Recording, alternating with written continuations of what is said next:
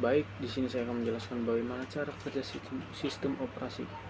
Sebelum itu, saya akan membacakan pengertian dari sistem operasi. Sistem operasi adalah sebuah perangkat lunak atau software yang memungkinkan pengguna untuk menjalankan aplikasi lain pada perangkat komputerisasi.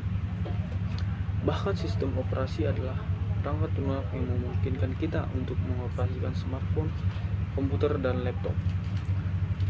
Sistem operasi juga berguna untuk menghubungkan perangkat lunak atau software dengan perangkat keras atau hardware. Sistem operasi diperlukan agar kinerja komputer berjalan dengan baik. Baik, kita masuk ke bagaimana cara kerja sistem operasi. Sistem operasi komputer memiliki 4 tahap cara kerja, yakni melakukan manajemen proses. Artinya, sistem operasi dapat melakukan penjadwalan, pembuatan file, penghapusan file, dan lain sebagainya. 2. Sistem operasi komputer hanya dapat bekerja setelah pengguna memberikan instruksi untuk dijalankan. 3. Setelah menerima instruksi dari pengguna, kemudian dikelola atau diubah menjadi informasi yang diterima oleh perangkat lunak atau software yang ada di dalam komputer. Tampilan komputer atau hardware akan berubah beberapa saat setelah sistem operasi memproses instruksi dan menjalankan yang diinginkan oleh penggunanya. Sistem operasi hanya bisa bekerja setelah menerima instruksi dari penggunanya. Setelah menerima instruksi, kemudian dikelola atau diubah menjadi informasi yang diterima oleh perangkat lunak atau software yang ada di komputer. Nah, itulah bagaimana cara bekerja sistem operasi. Perkenalkan, nama saya Rewan Silioringo. Saya akan menjelaskan jenis-jenis sistem operasi. Nah, jenis-jenis sistem operasi ada 14.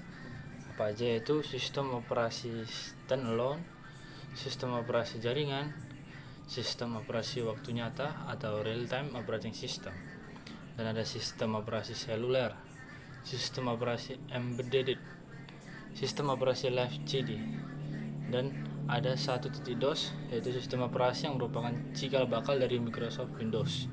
Ciri khasnya yaitu beberapa teks putih dan latar belakang hitam. Dan juga ada Unix, Linux, Solaris, FreeBSD dibuat oleh Universitas Berkeley. Dan ada juga Novel Operating System, Microsoft Windows, dan Apple Macintosh. Itu adalah 14 jenis-jenis sistem operasi. Sekian dari saya. Oke, poin yang ketiga itu ada keamanan sistem dan virus pada sistem operasi. Apa itu keamanan sistem operasi? Keamanan sistem operasi merupakan bagian masalah sistem komputer secara total, tetapi telah menjadi bagian yang meningkat kepentingannya. Pengaman sistem operasi berarti kecil jika setiap orang dapat berjalan melalui ruang sistem komputer. Pengaman secara fisik dengan membatasi pengaksesan fisik secara langsung dengan fasilitas sistem komputer harus dilakukan juga. Keamanan sistem komputer adalah untuk menjamin sumber daya tidak digunakan atau dimodifikasi orang yang diotoritasi. Pengaman termasuk masalah teknis, manajerial, legalitis, dan politis. Keamanan sistem terbagi menjadi 3, yaitu keamanan eksternal atau external security. Keamanan interface pemakai berkaitan dengan identifikasi pemakaian sebelum memakai diizinkan mengakses program dan data yang disimpan. 3. 2. Keamanan interface pemakai user interface security. Keamanan interface pemakai berkaitan dengan identifikasi pemakai sebelum pemakai diizinkan mengakses program data yang disimpan. Dan yang ketiga, keamanan internal atau internal security. Keamanan internal berkaitan dengan pengaman beragam kendali yang dibangun pada perangkat keras dan sistem operasi yang menjamin operasi yang andal dan tidak berkorupsi untuk menjaga integritas program dan data. Berikut beberapa gangguan terhadap sistem operasi. Yang pertama itu ada virus. Virus adalah program komputer yang dapat menyalin dirinya sendiri dan memiliki kemampuan menular komputer yang lain. Yang kedua, exploit merupakan sebuah program atau urutan perintah atau kumpulan data yang masuk ke sistem operasi dan berakibat perilaku aneh dan aplikasi. Yang ketiga itu ada worm atau caching, adalah program yang bisa menduplikasi diri antar jaringan beberapa dengan virus. Worm tidak masuk ke dalam file lain. Sebuah jaringan yang terangsang worm umumnya mengalami penurunan kecepatan yang sangat drastis. Yang keempat itu ada spyware. Spyware adalah perangkat lunak yang terinstall secara diam-diam pada PC untuk mengambil alih sebagai kontrol komputer dan tanpa sepengetahuan user. Yang kelima itu ada adware. Adware adalah script dibuat menggunakan interpreter yang masuk ke change browser untuk kita menimbulkan iklan atau promosi. 6 itu ada malware. Malware adalah perangkat lunak yang menimbulkan penyimpanan fungsi dari sistem komputer atau aplikasi yang ada di dalamnya. Software ini dirancang untuk menyusup dan merusak sistem komputer tanpa ada sepengetahuan user.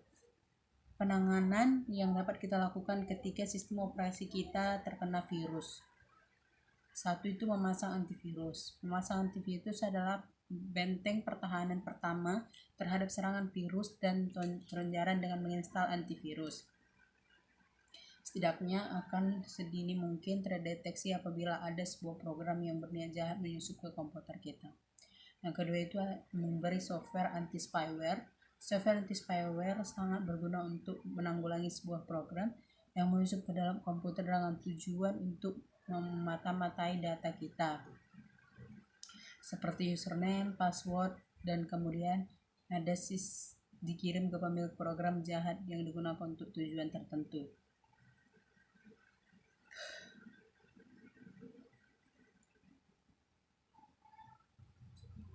Yang terakhir itu ada firewall. Firewall ada sebuah software yang bertugas untuk mengatur lalu lintas keluar masuknya data sebuah komputer dengan LAN atau local area network.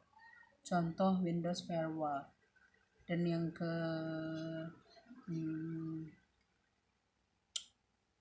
sekian dari saya.